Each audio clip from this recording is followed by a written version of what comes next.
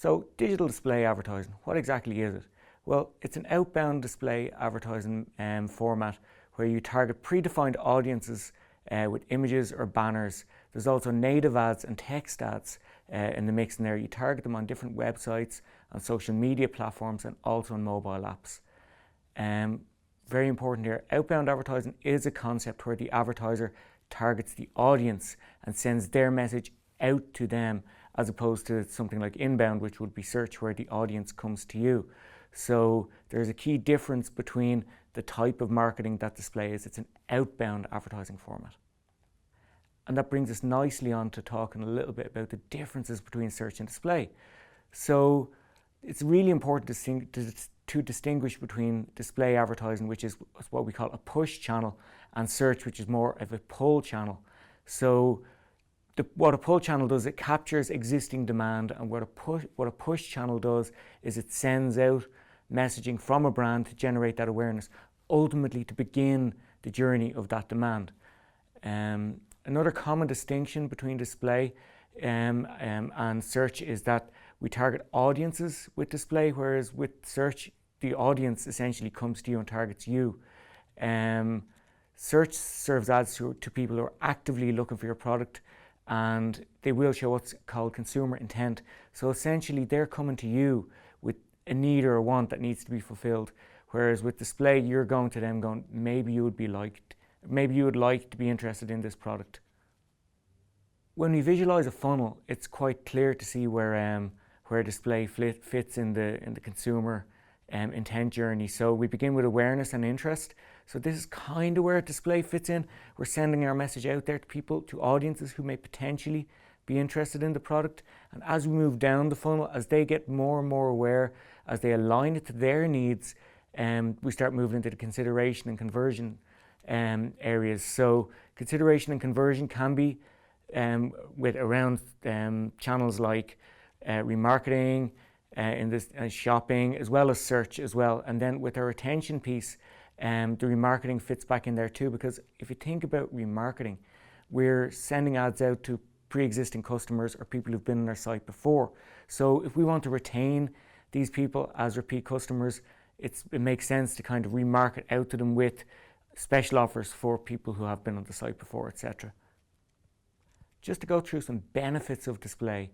So the top benefits of display is, well, we increase our brand awareness. The thing about brand awareness and product awareness is consumers aren't going to actively know they need your product until they know about your product. So driving that awareness is key. Likewise, when they're in that kind of decision-making process, it helps improve the consideration set and brings that product into what's called the top of mind. And once you're in that zone, then you can start kind of pushing a little bit forward, maybe bring in some social or bring in some search to just convert them onto the revenue generation piece.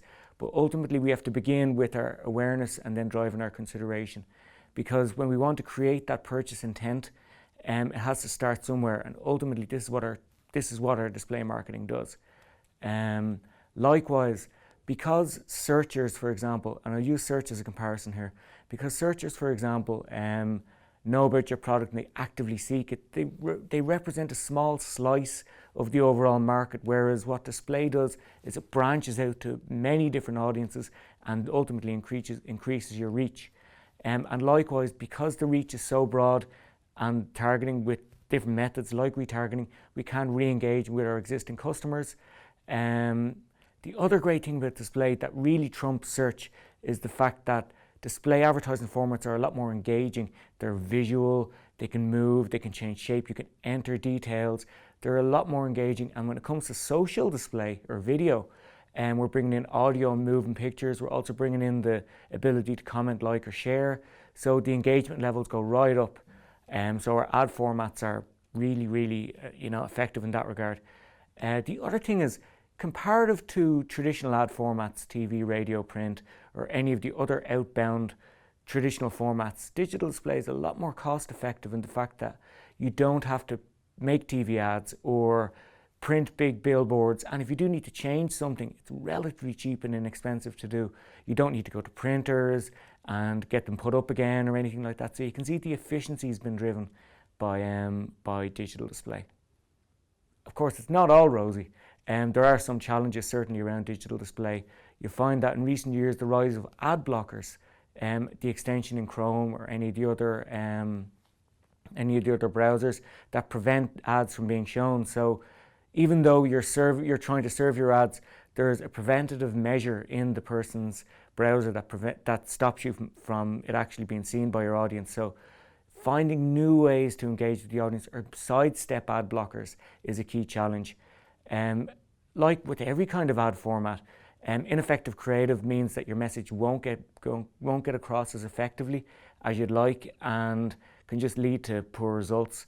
Likewise, with audience targeting, if you don't actually know who you're targeting, your message won't be received or as understood as well as targeting the correct audience.